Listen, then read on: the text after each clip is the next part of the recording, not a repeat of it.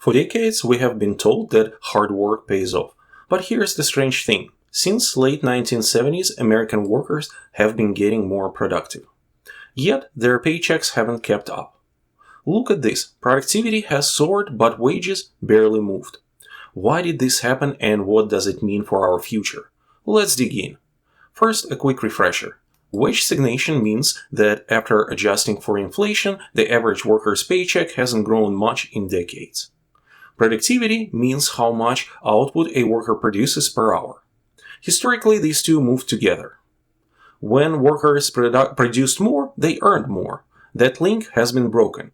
After World War II, the US entered what some call the golden age of capitalism. From 1945 to early 1970s, wages and productivity rose together.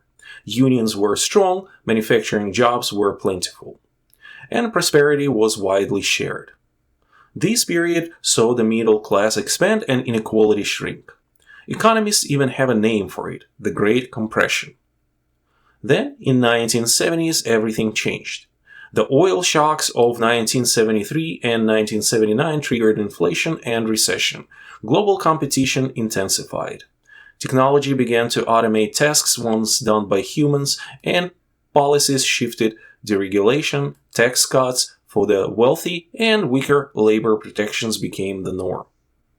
By late 70s, productivity kept rising, but wages stalled. Since 1979, productivity in the US has climbed more than 70%. But the median worker's pay, up only 15%.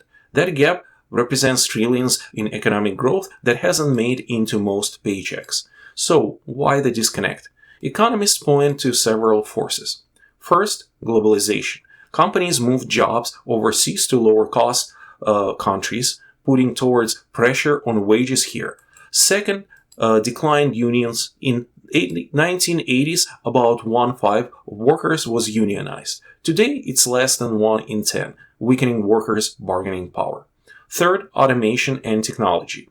From robots on factory floors to AI in offices, productivity gains often go to capital owners and not workers. Fourth, policy changes. Deregulation, lower corporate taxes, and fewer labor protections tilt the balance towards the shareholders. Fifth, erosion of minimum wage. In real terms, the federal minimum wage peaked at 1968. Since then, it's lost about 30% of its value. And finally, shareholder primacy. Corporate America shifted its focus to maximizing returns for investors, often at the expense of wage growth. The result? A shrinking middle class, rising inequality, and families working harder just to stay in place. Incomes haven't kept pace with the cost of housing, healthcare, education. Many turn to debt to maintain their standard of living. Interestingly, not every country followed this path. In places like Germany and Sweden, wages and productivities remain more closely linked. Stronger unions, national wage agreements, and robust social safety nets kept the gap smaller. Wage stagnation doesn't just hurt wallets. It shapes policies, fuels polarization, and limits economic growth. When productivity gains aren't shared, fewer people benefit from the economy's success. That has ripple effects across generations. So, what can be done?